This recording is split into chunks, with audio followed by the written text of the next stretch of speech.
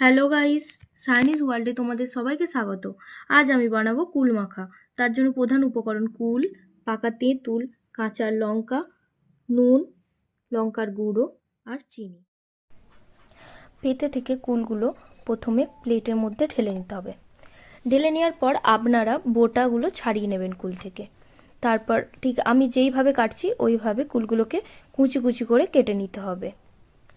কুলগুলোকে কুচি কুচি করে কেটে নেওয়ার পর তারপর তার মধ্যে দেবেন নুনের গুঁড়ো। ঠিক যতটা পরিমাণে নুন খাবেন ঠিক ততটা পরিমাণেই দেবেন। নুনের গুঁড়ো দেওয়ার পর দেবেন গুঁড়ো লঙ্কা। আমি একটু ঝাল বেশি খাই তাই বেশি পরিমাণে দিয়েছি, আপনারা আপনাদের পরিমাণ মতো সুবিধা মতো দিয়ে নেবেন। তারপরে দেবেন চিনি, যেহেতু এটা টক তাই চিনির পরিমাণটা বেশি দেওয়াই ভালো। এবার কিছুটা পরিমাণে পাকা তেঁতুল দেবো আমি। পাকা তেঁতুল দিলে বেশ খেতে টকটক একটা ভাব আসে, তাই জন্য পাকা তেঁতুল আর কিছুটা কাঁচা লঙ্কা দিয়ে দেবো। কাঁচা লঙ্কা দিলে সেন্টের পরিমাণটা ভালো হয়।